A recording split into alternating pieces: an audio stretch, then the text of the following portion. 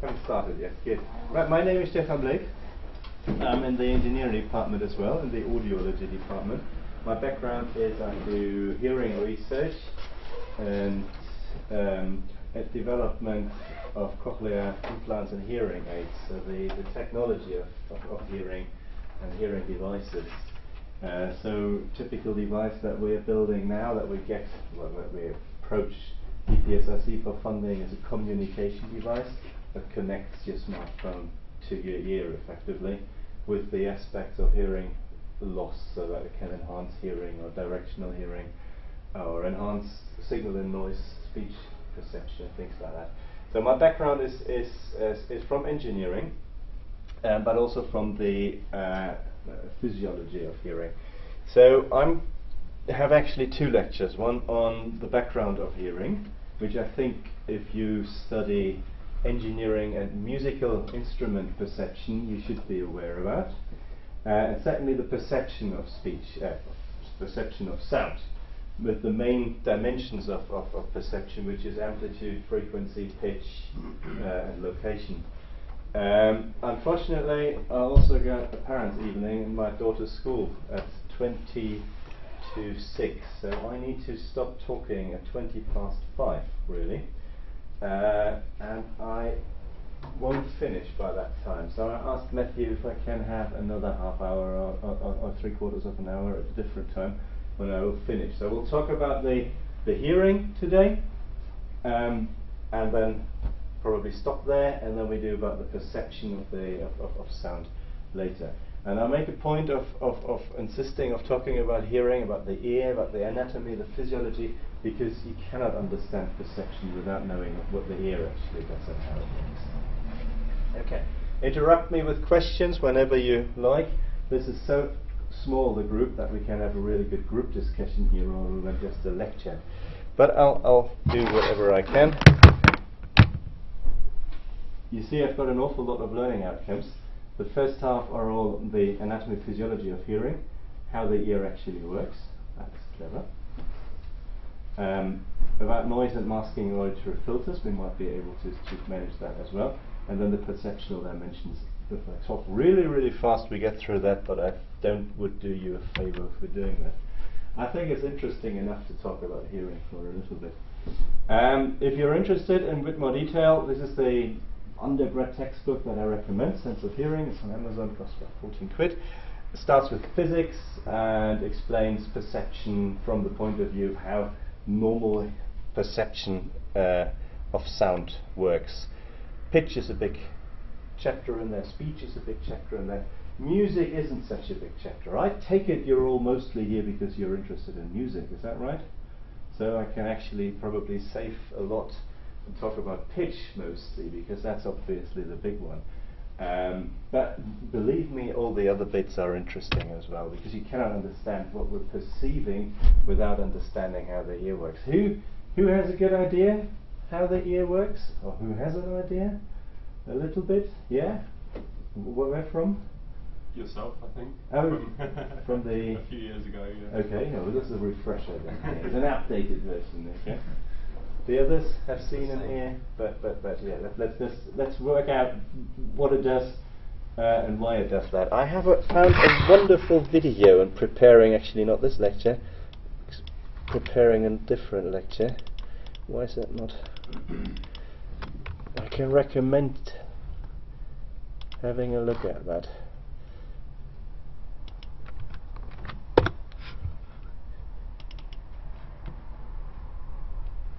We don't watch the 12 minutes of that.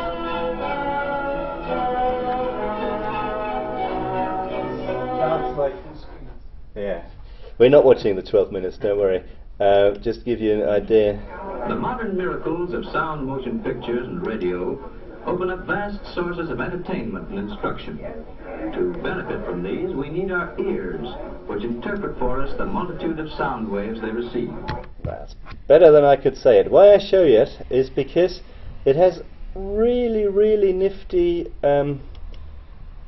simulations in here. Every conceivable kind and degree. People actually drew them by hand. It is indeed rightly called the most remarkable mechanical system in the human body. I haven't found anything like that in the And now we'll computer-generated examine the time general position of this apparatus these when days, seen which from is the as front. good and as Here is the ear canal, easily the more explained. internal parts, which have an outlet But- into the throat.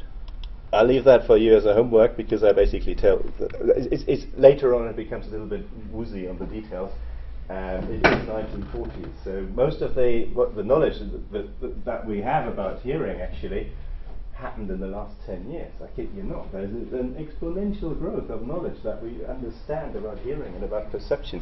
But the anatomy and the physiology, these guys really got right those days already. Okay, so what are we talking about? We're talking about the outer ear, including the ear canal, tympanic membrane, middle ear, how the sound goes through this little bit here, the oval window, critically, into the cochlea in there, and then into the brain where the perception happens. So we're talking about a physical sound, which is translated into a chemical, and then into an electrical signal. The electrical signal is the one that our brain perceives and makes sense of. Or not.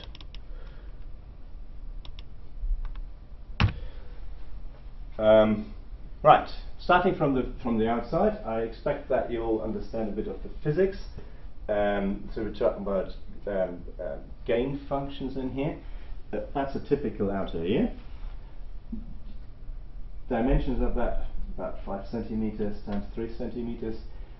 Do you have an idea why it looks so curious? Which is quite unique in the animal kingdom as well. What's the main characteristic of that? It's asymmetric. It's very, very asymmetric. Which direction you look at it, it always looks different. And that is important. Why is that? Because all of these structures do something with the sound.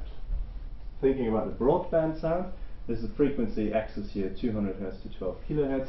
Let's play a wide noise from many, many directions.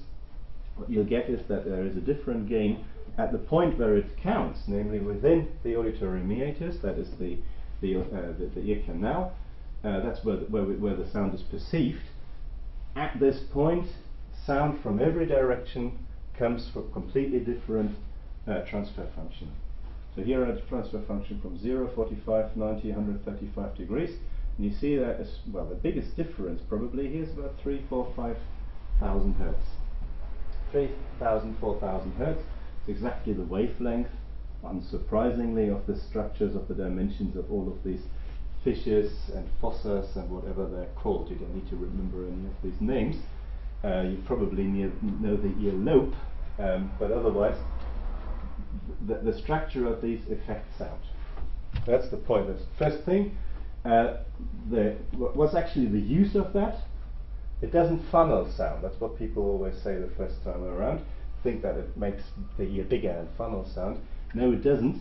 But it does filter sound in specific frequencies, different depending on where the sound comes from.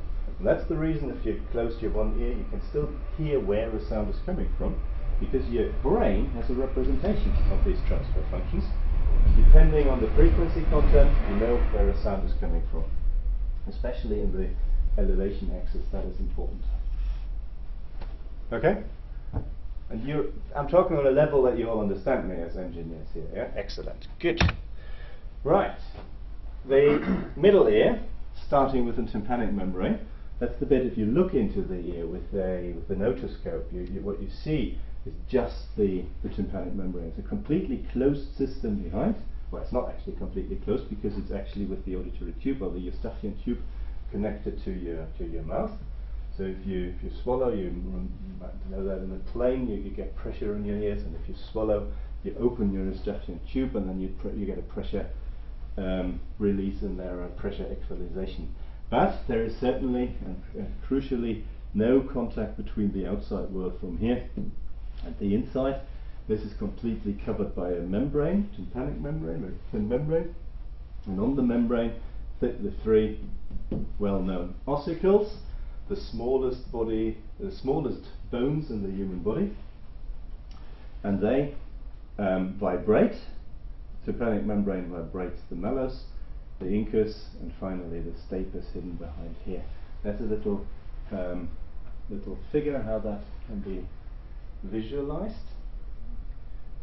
Why does it do that? That's on the next slide. You should know. We'll find out in a minute. There's a few things that are really interesting about that. So the reason why it does that is impedance matching, because we're talking about what is behind here. This little bit is a liquid, and we need to push liquid back and forth.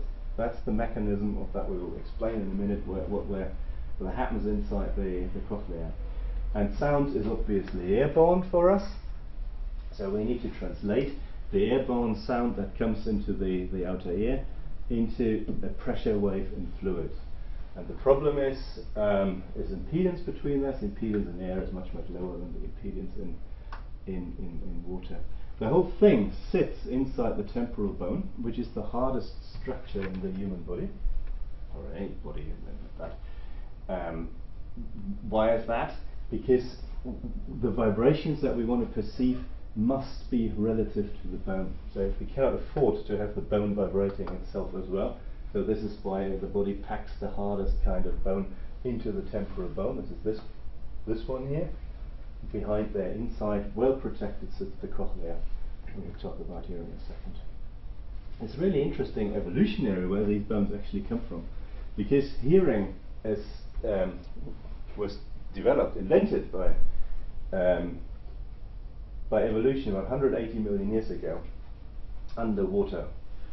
Fish, or what we know as fish today, are the ancestors of those were the first that measured pressure waves. How do they do that? Because they have sensory system, which is still fish today have. If you look at a fish from the side, they all have a little line at the side. It's called the lateral line system. I challenge you to find a fish, and all fish have that, which is just a set of little black dots that you can spot, which are all horizontal ones around the fish. It's a lateral line system, and there are little cells in there, little cells that have hairs, which we'll see in a minute, which is exactly the same that our hearing system today have to. And they developed this pressure, the system of measuring pressure, pressure differences. Now, 60 million years later, fish decided to climb out of water, and they discovered the problem that the airborne waves obviously are have much different physical properties, impedances than the waterborne ones, and so they went on, and in mammals they produced this wonderful system of the three middle ear bones, coming, by the way, from the jaw. Interestingly, it's a really interesting gestation happening in the first 6 weeks of an embryo, when there's a little bit breaking off the jaw, wandering across the skull and becoming the middle ear bones. How that works, I've got no idea, but it does work. It's a characteristic of mammals, these three middle ear bones. All mammals have that, and no non-mammals have that. Lizards, perfectly well hearing, only have got one middle ear bone. Trick question, what does whales have? Because whales are mammals, or dolphins.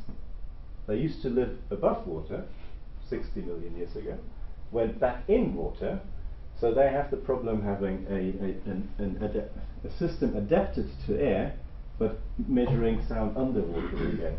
It's really interesting, because what they do is ignoring that tympanic membrane and measuring sound using a system of canals filled with body-owned fat, which channel the sound in the fat, which has the same resistance or the same impedance as water, onto bones, which then vibrate again the middle ear bones.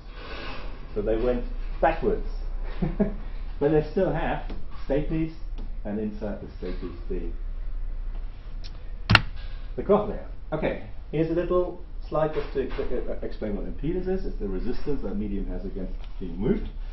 If you lie in the bath and have your ears underwater and somebody talks, most of the energy is reflected, and only about 1% or 0.1% actually gets absorbed by the water. 99.9% gets reflected. Here's the gain function, or the transfer function, of the middle ear, which goes 10 to 10 kilohertz.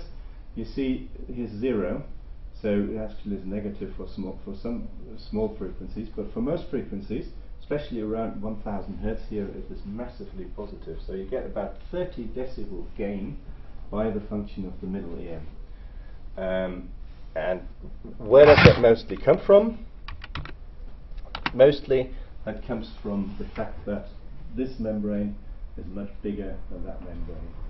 So you have a large area, small pressure, to small area, large pressure. It's mechanical. There's no, these muscles here don't put energy into that. Don't get that wrong. There's no energy transfer. This is just a mechanical leverage. The muscles have an interesting role as well. You imagine why? As musicians, you know that. These muscles are your friend. What are they for? To protect your hearing, yes, for reflex. You cannot actually affect that, but there is, especially this stapedius muscle here, if that is contracted, it reduces the efficiency of the transmission significantly, 30, 40 decibel, especially in high frequency, which is exactly what you want if you're exposed to 100, 110 decibel sound.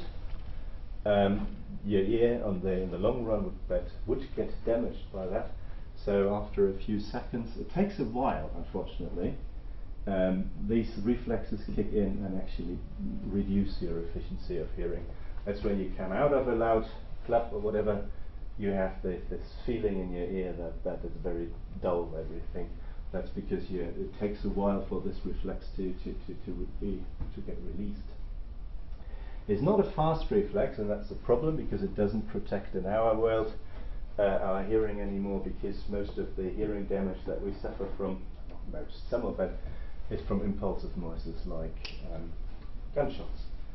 Some of our biggest customer is the army, because almost every veteran coming back from Afghanistan has a hearing loss, because they had at some point the gun too close to their ears, produces 140, 150 decibel of impulsive sound, and the energy is in the cochlea before the reflexes have a chance to kick in. Okay, so we know what happens roughly up to this point, but what does this structure do? Cochlea, that's the interesting structure. Here is taking it out of the body. It doesn't actually look like that. It is within the bone. It's just some very clever people managed to scrape all the bone away that is not part of it. In reality, it's just a labyrinth of all of these inside a amorphous structure of bone. But people do scrape it away, and then it looks pretty like that. Okay. So we've got two of these actually. We've got it's all interconnected canals, but we have three structures: the cochlea, vestibule, and the semicircular canals. Anybody know what the semicircular canals are for? They look quite curious. Three perpendicular for balance, exactly. So there's a liquid, a fluid inside, and when you move your head, the fluid resists that movement, and then you can detect the rotation in this dimension, or that dimension, so all three dimensions. It's quite clever. The vestibule, anybody has an idea for what that measures? Static pressure. You wake up in the morning after 8 hours lying on your back, you still know that you're lying, and not, in that time the semicircular canals, they only measure movement, because you need to move them around.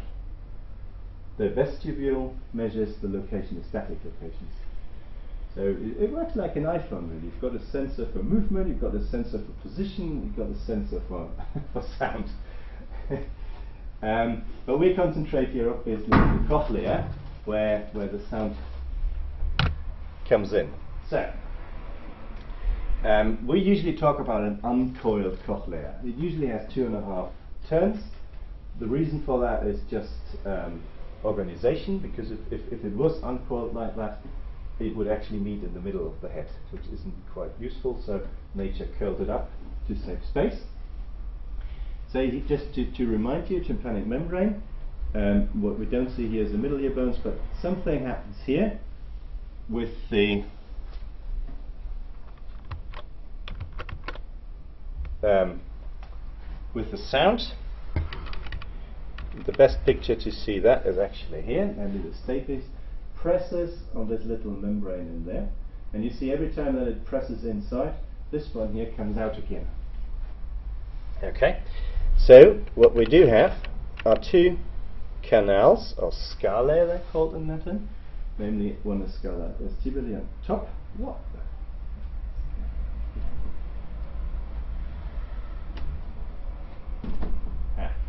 And scala tympani.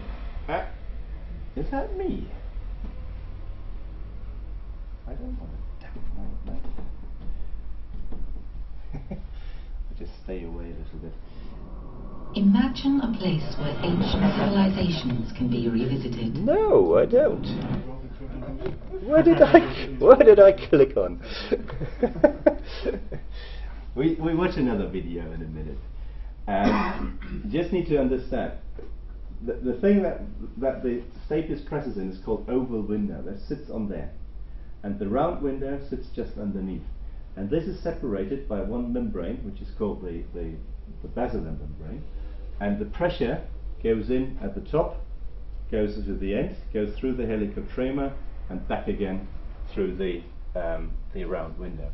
That's why you press it in here, it comes out there, and it always in various in opposite sides.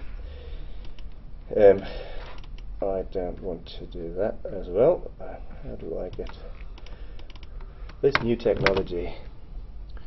Don't enable that. What are these frequency references? Yeah, along the coming to that in a second. This is my little video that we actually do want to watch in total. That's a little ear. It has no sound for 30 seconds. It just follows the way of the sound into the tympanic membrane. You see how it vibrates. This is the stapes here, pressing the oval window and round window, and we unroll the whole cochlea. But that's now the basilar membrane that I was talking about, and now we start hearing something, and see what the basilar membrane does. It starts vibrating. And these were pure tones, and now comes a little piece of music.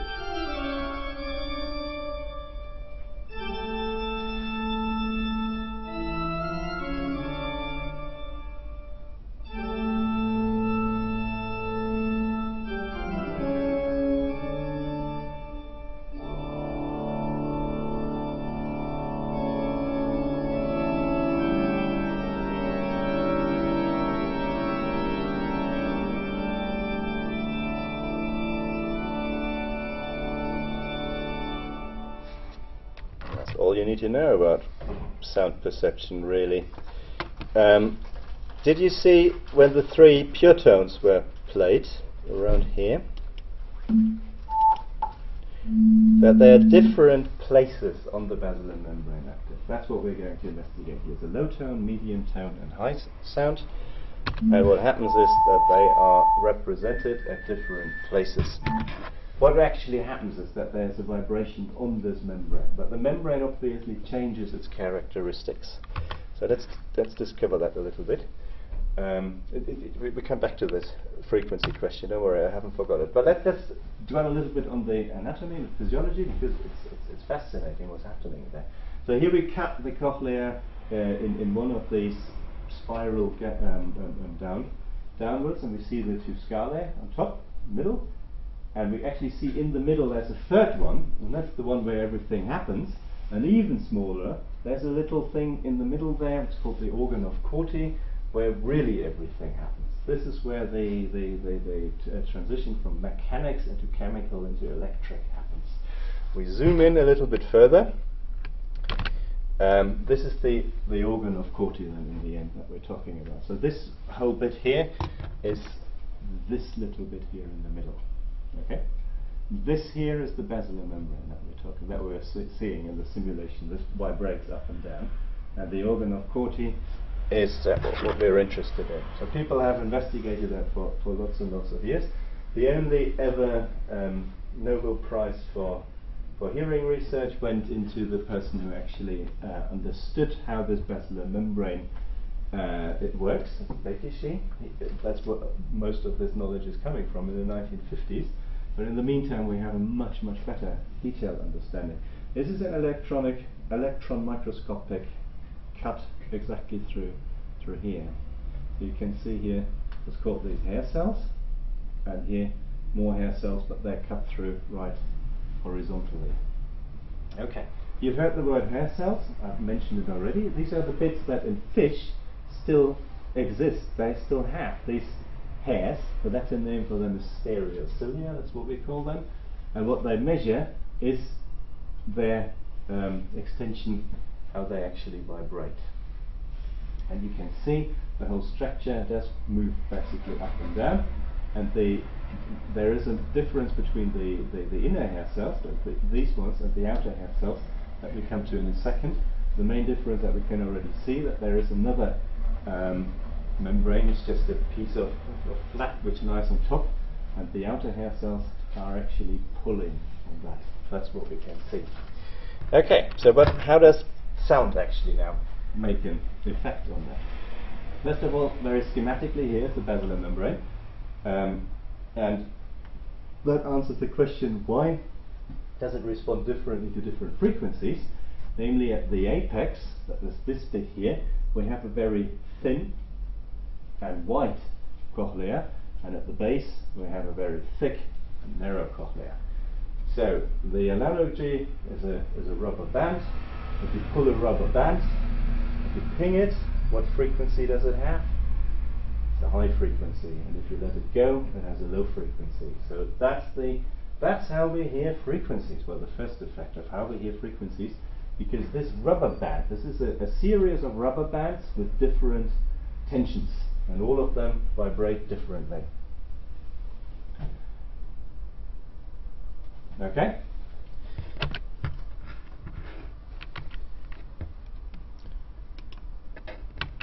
Okay. Quick look at the inner and outer hair cells. We've got this one row of inner hair cells and 3 rows of outer hair cells. And in men, per year, we've got about 3,500 of that. Is that a large number or a small number? That is, for biological purposes, an extremely small number. 3,500. That's probably what you shed in skin cells every second. That is compared to, let's say, the visual sense, which has about the same information transmission, maybe a little bit more, but it doesn't matter. The kind of information that you get from the world, yeah, you would think vision, yeah, quite a lot, hearing also quite a lot. But in order to measure the vision, you have hundreds of millions of cells on the retina. For hearing, everything that you hear is happening through 3,500 cells. Only the inner ones. The outer ones are responsible for the amplification, come to that in a second, but these 3,500 are the important ones. The problem with that is, if they die, they're gone. They do not regrow. Other cells, like in your hair or whatever, they regrow. The hair cells are so specialized that they will not regrow, and that's why if you lose 100 of them, you have a serious problem with hearing. That's the problem of hearing that we have. That's why we are in the business here with producing hearing aids or communication devices, because everybody needs a little bit of help with hearing sometimes. Okay, here's a schematic. I use a cut through an inner hair cell just to show you that that's atop the stereocilia, and at the bottom, effectively the synapses. And what happens up here is still mechanics. So the mechanical pressure waves change the angle of the stereocilia. I'll show you a little video in a second. That releases potassium, which flows inside of the cell, changes the membrane potential, and that leads to vesicles with neurotransmitters being released into the nerve endings, and these nerve endings then make an electrical impulse which goes up to the brain, and that's what we hear. So every time one of these becomes active, we hear something. Okay. There's a bit of a stereocilia to look at. What has been discovered recently, I'm talking about the last 5 years, is that there are a lot of little tipplings, you might have heard the word, between these stereocilia. So they're actually so small that they're not even visible in here, but they connect all of these stereocilia against each other. They're mechanical pieces of string, effectively, that make little channels open that leads the potassium in. Why is it actually important for us? Why do I tell it that? Because this is connected with some other effect that you as musicians probably know very well, namely temporary threshold shifts. If you have the exposure of the loud noise for a long time, your thresholds decrease for about a day or two, which is recoverable. It's not a hearing loss, well, it is a hearing loss, but it's a temporary hearing loss. And the reason for that lies in these tipplings. The tipplings, because loud sound just breaks them, but they can recover. It takes a few days, and after a few days, your hearing recovers completely again. Which is not the same as a sustained hearing loss, which happens when the hair cells actually die, because that is not recoverable, but that specifically here is recoverable. Okay, what happens with that? That's a little bit of pub quiz knowledge, but I think everybody should have at least seen that at some point in their life. We've got about 11 or 12 of these cranial nerves that come from all sensory systems. So we've got the olfactory nerve, the optic nerve, the oculomotor nerve that goes to the eyes, trigeminal nerve that goes into the teeth and the face, and the one that we're interested in is the vestibulocochlear nerve. So this little guy down here, that carries all of the information about hearing. And once it's in the brain, that's the brainstem down here, it's just information. I always find that fascinating, but your brain doesn't really know what is sound and what is light and what is smell. We think we know which is, but that is because we have learned it, we've associated it. There's a sound, these nerves fire and go on.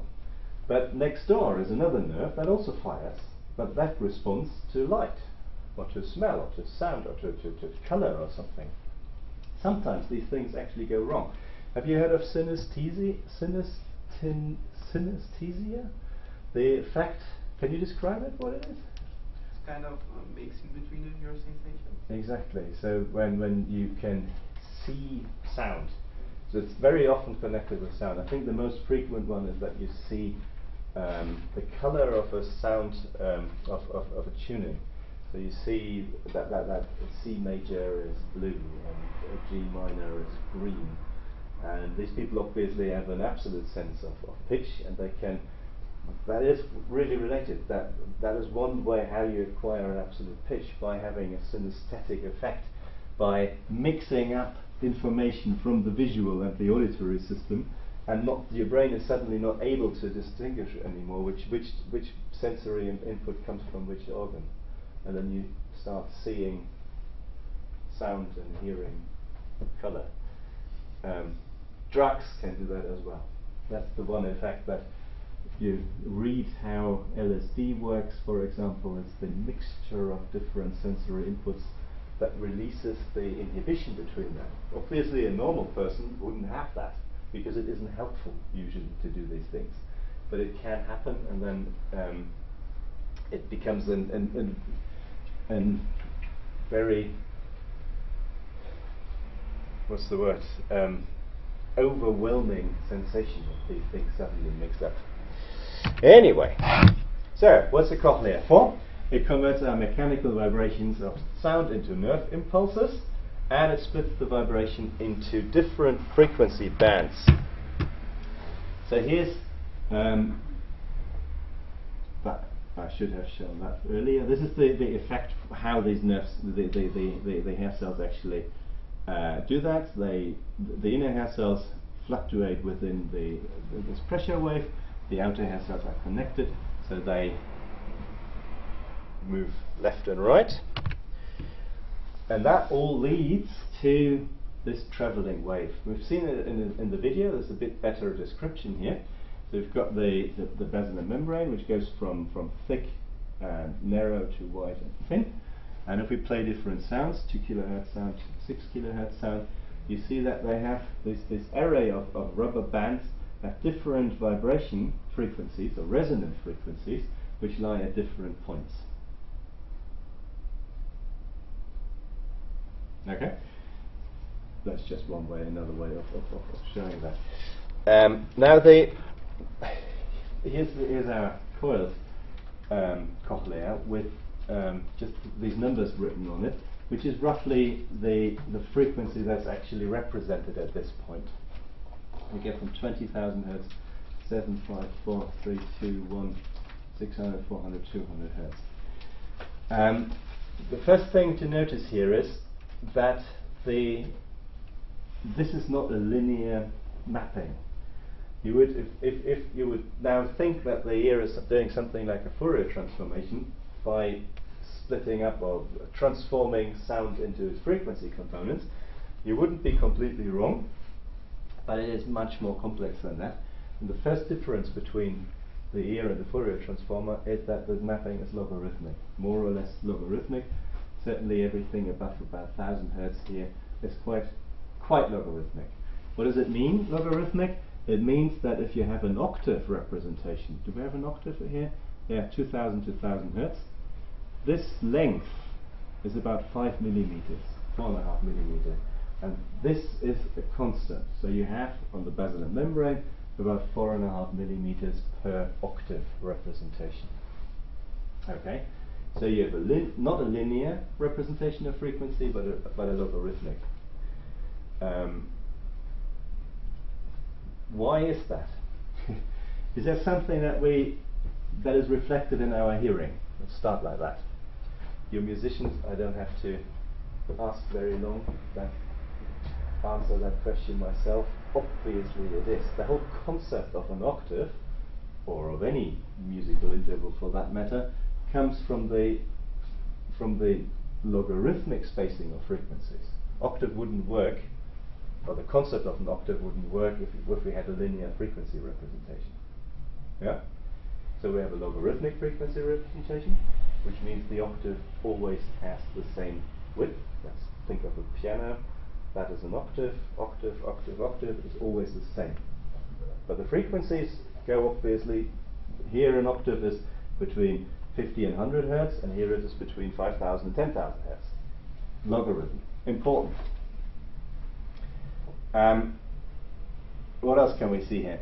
This whole concept has been, the keyword for that has been linked to this piano, this xylophone underwater, which isn't a bad picture really, because these are in fact not connected, or they are connected but very loosely connected, but you get the highest vibration of the sound that actually is tuned to the sound best. Now with the pure tones, you saw it in the video, that's easy to understand. You've got a 5,000 hertz tone, it would have biggest maximum amplitude there. But if the sound becomes more complex, like in the toccata or what it was called, you see that the whole cochlea becomes active, and all are active at the same time, obviously. But because of that frequency representation, you still know hair cells that sit here are representing 5,000 hertz, and here 4,000 hertz, and so on. Okay. What I haven't actually said, but should be quite obvious now, is that it is quite counterintuitive that the high frequencies are up here and the low frequencies are down there.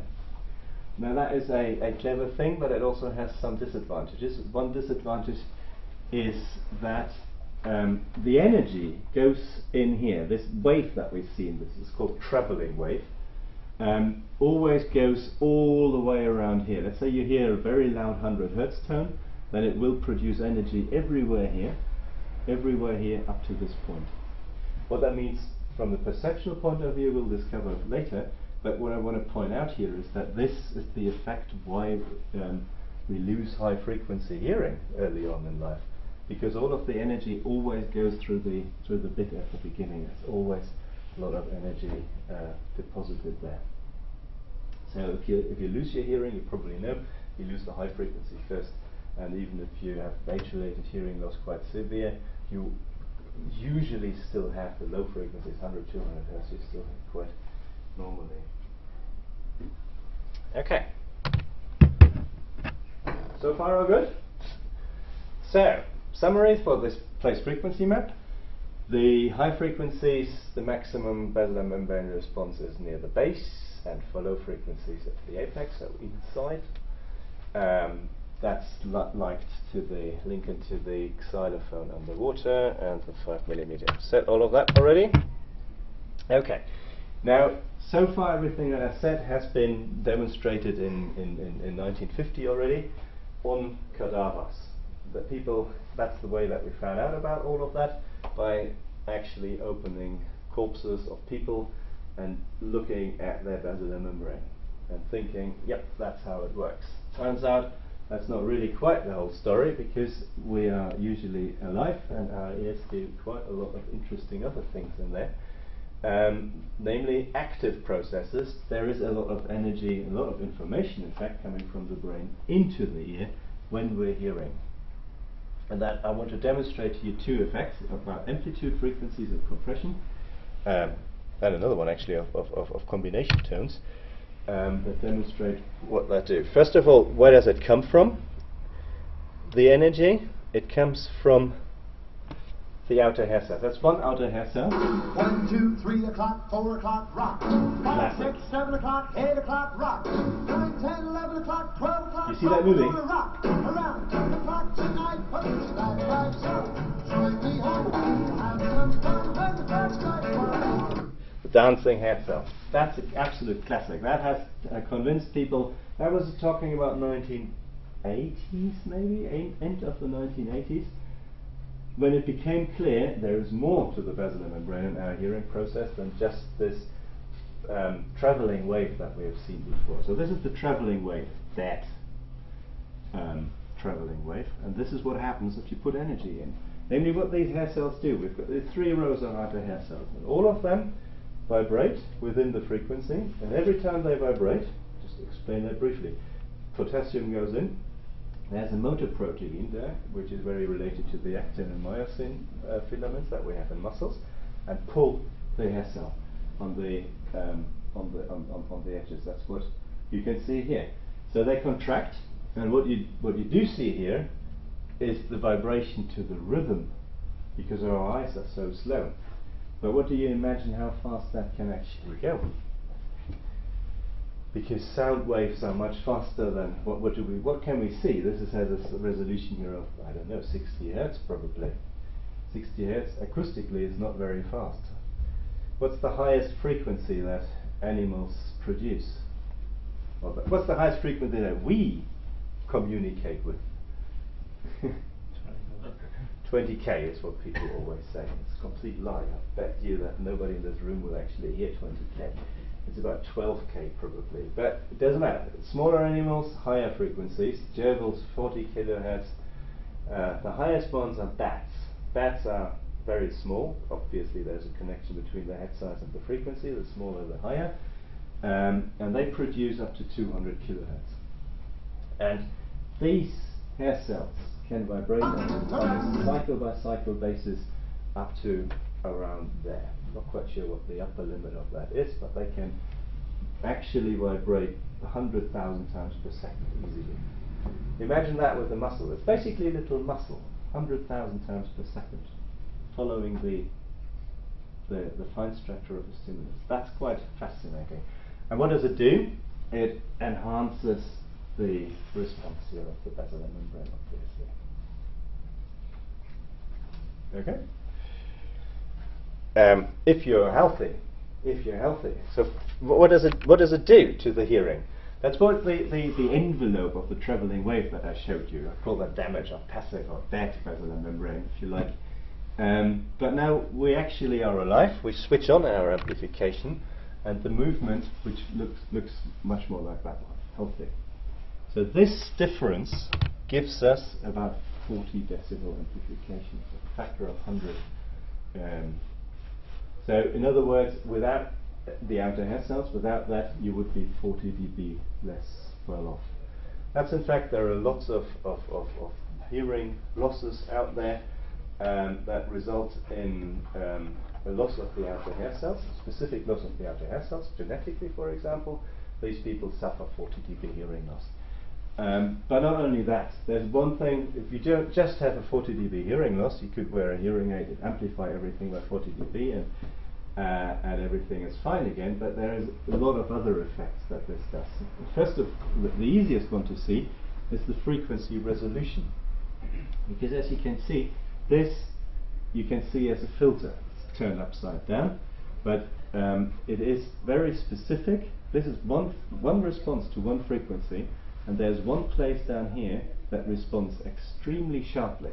So the quality of the filter we measure by this height divided by here, for example, 10 dB down, the width, and Q10 value. And you see that the Q10 value of this one is about 100 times bigger than the Q10 value of this one. So what we're losing then is frequency resolution.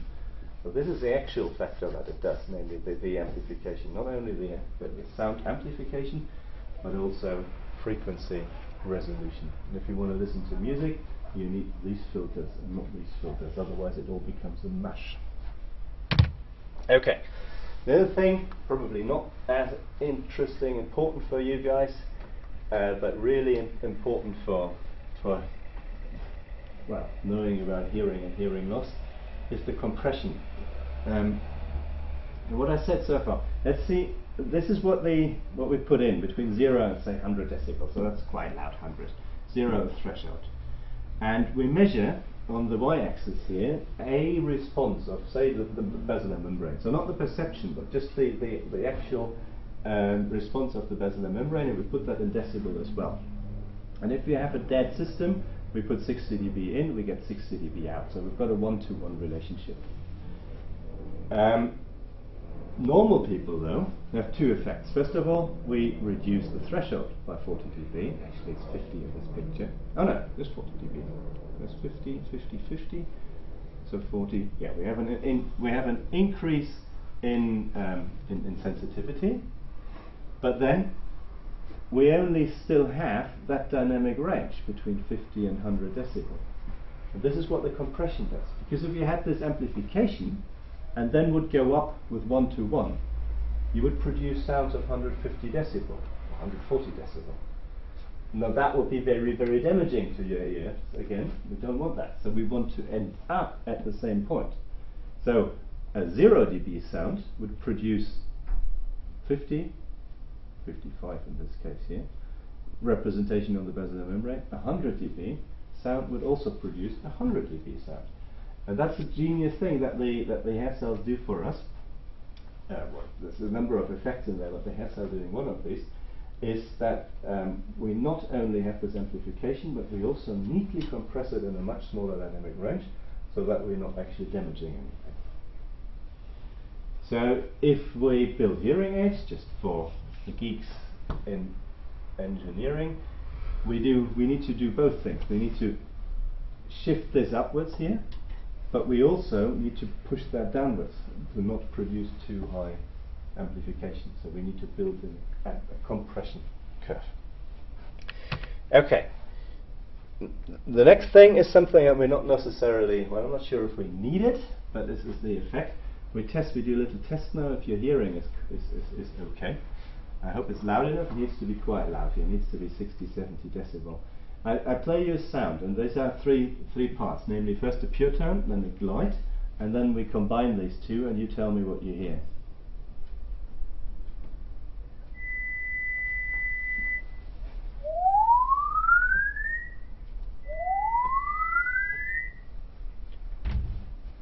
Did you hear that loud enough? Where's the... Do you know how you can make that louder here? Oh, here. Let's see if we do that again. Pure. Up. And now both together. Okay, just the third one is what I'm interested in. So here's the challenge. What do you hear? You obviously hear the both together. You hear the constant one and you hear the gliding one. But do you hear something else?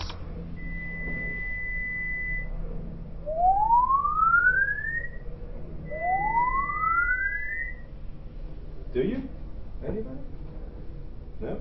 No? No? You're all damaged already. Is there something sounds really high? Yeah? Really high pitch? There's something going down. Yeah. That's what I wanted to point out. I hear it. I can, because maybe I'm standing closer to the loudspeaker as well. There's something. Come, I invite you. Just stand here, just in front of, I think the loudspeakers are here. And put your ears against that, because I want to know if you have normal hearing. Because if you have normal hearing, you hear something which goes at the end.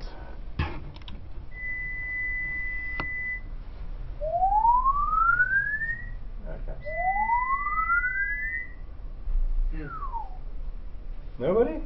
Yeah, I think I that. don't I think, You hear it? I think so. Yeah. Go closer. Go even closer. More towards So the, we pick it up, right? At the end, very at the yeah. very end. Just the last few bits of the sound.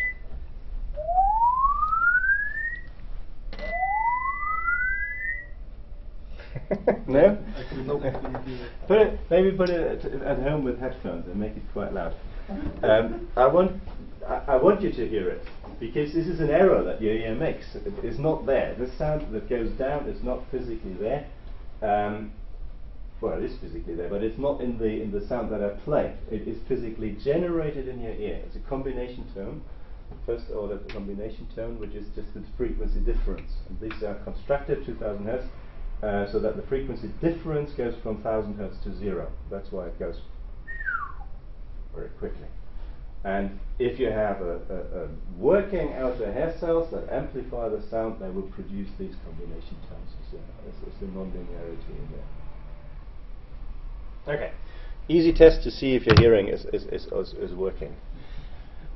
Okay, now here is the next bit, talking about perception now a little bit. We pretend we know everything about the hearing process. But one of the most important aspects of understanding how hearing works and how we measure perception of hearing is the concept of masking, noise and of masking. And for that we first need to understand or to define what these words mean. A signal is always a sound that we want to hear. It's sometimes called the target, never called the mask key. The masker is a sound that we don't want to hear, an interferer. That could be anything. If we talk in a room, then the masker is the car outside. If you want to listen to one instrument in an orchestra, then the masker is all the other instruments. That obviously is a difficult situation because you've got the same kind of frequency range and modulation range and all of that. But the masker that we're talking about here is usually noise. Noise is a specific term in physics, which is usually meant to be white noise or pink noise, Gaussian noise. Noise that is drawn from a random distribution and sounds something like shh. That's a noise in our experiments. Well, not always. But the masker in general can be anything, but for our purposes here, let's be noise. The concept that we're talking about here is how do we hear a sound within other sounds? And here's a very broad amplitude frequency spectrum. This is just our threshold, the threshold of hearing. And pretending that we play a sound at a specific frequency, let's say 1000 hertz, at exactly that threshold. Now here's a trick question. Do we hear that or do we not hear that? I don't give you the lecture on signal detection theory. But what do you think? If you play that exactly at threshold? Now what's the definition of threshold? This must be your question now. The problem is that is very problematic. The definition of threshold usually is one that we use is when we hear something in 70% of the cases. So you could say if it's exactly a threshold, we hear it in 7 out of 10 cases. Okay, so that's easy. We do hear, well, we tend to hear that. The problem is, what do we do if we put noise? Do you know what I mean if I put a rectangle around that? So we've got a band of frequencies around that we call noise, and they will mask that sound. So if that is below the threshold, you think we hear that or not? Probably hear that, because the masker is actually not above threshold, so we would still just about hear that. Okay, now make it more difficult. We put a lot of noise in there, so we mask our sound. Will we still hear our sound in the middle? Probably not. So there's something happening here. Namely, that's called on-frequency masking. That is specifically for the case that our target is actually this pure tone. But we know that the pure tones are a reasonably good model for perception because we know that they are represented on the basilar membrane. So that's why we choose to use them in experiments and in audiology, by the way, as well. If you ever go to an ear doctor, an audiologist, they will play these pure tones to you. Otherwise, you don't hear them in nature ever, which is kind of a problem because we deal with very artificial signals, but they have some nice properties.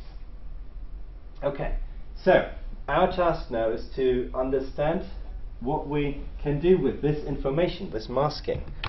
Namely, what we have to do, what we're doing now, is we measure how much we have to increase our sound, x dB, in order for it to make it audible again. And then we ask questions, what happens to the tone threshold, the threshold of the tone, if we increase the energy in the noise? Now we've got two ways of increasing the energy of the noise. We can either make the noise louder, that's on-frequency masking, or we make our noise wider. So let's say we increase the overall SPL, or the prediction. What happens if we increase our noise band by 10 dB? So make it 10 dB louder. What would be the prediction for the perception of our sound? 10 dB. Yeah, that's the kind of logic that we apply in a linear process. 10 dB more masking, 10 dB, we need 10 dB more in the sound. That would lead to a prediction. If you have the bandwidth of the noise in here, which is equivalent to the energy, and we plot the mask threshold on that, then this slope would be 1 dB more not masking, 1 dB more sound. So far so good, but something interesting happens at some point in here. Namely, there's a kink in that, and this and beyond a certain bandwidth, the energy stays stable that we need to detect it, and that's called the critical bandwidth. And that's at the basis of basically every perception, sound perception, that we'll talk about in perception in speech and in music and everything. So picture for that is, we obviously hear this sound through a filter. And here's a very rough picture of this filter, which looks something like that. So it's got slopes going up and going down in frequency. And if we make that louder, or we make the band wider, we get more masking within that filter. But if we go beyond that filter, it will not contribute to the masking anymore, because that band and that band don't actually interact with that frequency here. Okay, so that's called, and Fletcher has discovered that. That's already 1930s or 40s or something. So the prediction from that is the ear seems to behave like a bandpass filter, an array of bandpass filters, and noise within our critical bandwidth. This is just a schematic draw of the ear and our auditory filters, or the critical filters on there. And everything within that contributes to the masking, and everything outside doesn't contribute to masking. Okay, here's some measurements of that, because the critical bands, this is psychophysical measures here, prediction. So we've got the center frequency and the equivalent, the bandwidth of the filters, equivalent rectangular doesn't matter, but the point is that it has been found, let's say above 1000 Hertz at least, to be pretty much a linear line.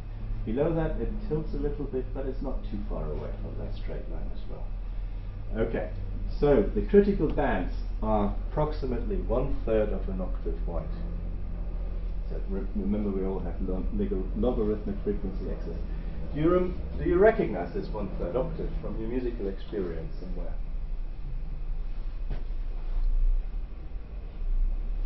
Do you ever work in a studio? Do you have a lot of sliders there?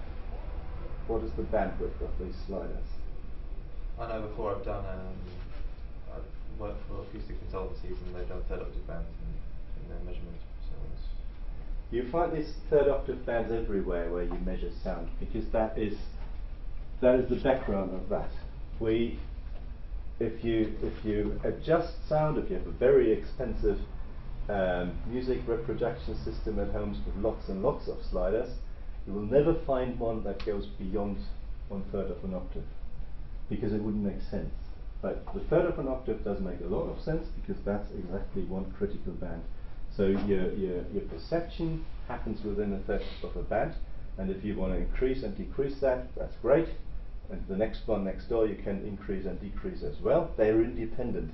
If you had them closer together, say 0.1 octaves, they would actually interact. So you couldn't independently move them around. However, that's only above 1000 Hertz, but pretty much all of our music perception is above 1000 Hertz anyway, and it's not that far off at the lower frequencies. Okay, this is how amplifier works. Now another concept, last concept for today. I will introduce the off-frequency masking. Imagine you have a narrowband frequency, like narrowband noise on 1000 Hertz, the one that we had before, and we play a tone next to it, so not on frequency but off frequency. So this one here, for example, you wouldn't hear, it would be masked. But this one, you pull up exactly up to this point and you would start hearing it. Now you do that lots and lots and lots of times, you could produce a curve like that, which means that this narrowband noise, by the way, is exactly at 50 decibel, 1000 Hertz, masks everything within that area. Yeah? That makes sense. So if we do that lots and lots and lots of time, for lots and lots of amplitudes, so the black one here is the quietest, namely 20 decibel, and the red one here, 90 decibel, is the loudest, you get these masking curves, called remote masking patterns. So let's just repeat that, just so that you know. Let's say that this 90 dB is a 90 dB narrow band noise. What would be a good bandwidth of the noise be if we did that experiment? You should know that by now. Third of an octave, because that is a good width of the band, because it masks everything within that band. But it masks other things as well. It masks the frequency below and above. But the point that I'm pointing out here is that there's something weird going on, because these curves become asymmetric. And they've become asymmetric to the high frequencies. The low frequencies are fine, but the high frequencies are affected. So let's take our 90 dB noise. 90 dB noise is quite loud, but not too loud. It's what you have in a car, maybe. And which frequencies are masked by this 90 dB? 1000 Hertz. The 500 Hertz and 200 and 100 Hertz are not masked, so you hear them perfectly. But the 2000, 5000, 10,000 one, they are masked quite well. That's what's called upward spread of masking. I first explain how that happens actually on the basilar membrane, then I explain to you what that actually means for our perception. So remember the travelling waves in the cochlea. It's just a very schematic point. That from base to apex, they build up and then they disappear very quickly. That's exactly what I said. The low frequencies deposit energy at the base, but the high frequencies do not at the apex. So a tone here will mask everything towards higher frequencies, but not to lower frequencies. And that's significant because our remote masking patterns, they are symmetrical for low intensities, where we do not have much amplification. The masker intensity increases, however. If the masker intensity increases, they become asymmetrical, and it's called upward spread of masking. And why is that important? Because in speech recognition, as well as in music, the low frequencies is what kills it. If you sit in a car, you know that music perception in the radio, especially of classical music, is really, really bad. That is because car noise is inherently low frequency. My biggest enemy at home is my water kettle, because that is not very loud, but it is loud at very low frequencies, and it masks everything to high frequencies. If the car noise would be at 10,000 Hertz, we wouldn't have a problem. We could communicate very easily, but we don't. We have car noise at low frequencies. Now, that is a problem for perception, but we can make use of that, because this is one of the two reasons, or the two effects that are used for MP3 coding, or for every kind of perceptual coding. So reducing the bandwidth. How does MP3 reduce the bandwidth of information? By taking out everything that we don't hear. And how does it know that? Well, it knows about our perceptual thresholds. It knows about the upward spread of masking. So if in a music piece is a very loud 100 hertz energy bit, then it knows you won't hear anything at 200, 400, 600, 800 hertz. So it just leaves it over. So that reduces all the information. It reduces the information bandwidth. You only have to have the low frequency in that case to get everything that you perceive. And you know that you just have to, well, it sounds almost perfect as long as you have high enough coding ratios. Okay, and I will stop now and hope to get another half hour to talk about the perceptions of loudness, of pitch, which you might be interested in, and of space as well for next time. Cool, and I'll put that up on Blackboard. And you can, of course, ask another 10-minute question. I was thinking about something. Oh yeah. I don't remember where I remember it, but it was something like this sound thing that you hear another sound. Yeah. I had some experiences, some about playing in a band. I was playing flute with another flute player, and we were playing two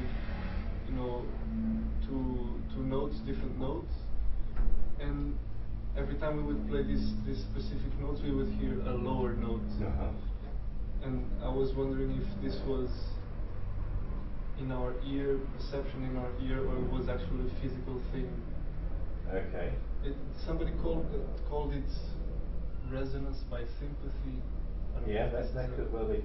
I mean, there's two physical effects. We could just have a what's it called? Low frequency. If you add two frequencies together, you get the combination of those in the low frequencies. If you're very, very close to each other, they what's the word for that? Beating. They beat. Yeah. But that's not what you're talking about. No, it was something else. It was something like higher than the beating frequencies. If these sounds are very loud, then you might describe exactly what's happening on the basilar membrane. Namely, you produce a combination sound. That's what I've just demonstrated. Yeah. So if you have, let's say, 1000 hertz and 1200 hertz, you have a 200 hertz combination tone that is generated on the basilar membrane because of the vibration of the outer hair cells. That might well be perceptible for you. Yeah. They are about 20-25 dB lower than the primary tones, these secondary ones. And it's individually quite different. Some people might hear them, some people might not hear them, as you work out. But they definitely exist, yes. Because for me it was very strange because we were playing two very high-pitched notes, let's say, with an interval of a third of an octave or something, and we were listening much lower tone. Anyways. Could be interesting to measure that, because if you measure it on a frequency, yeah, you can actually you can see if it's physically there, if it's a physical sound, because there might be other non-linear effects. But what could that be? I mean, if you have an amplifier, yes, an amplifier would produce. If an amplifier isn't 100%, it will produce distortions, and distortions are combination terms. Yeah. But your ear is an amplifier which isn't perfect, that produces also the distortions. Indeed. More questions? No? Right. I hope to see you next week for another hour.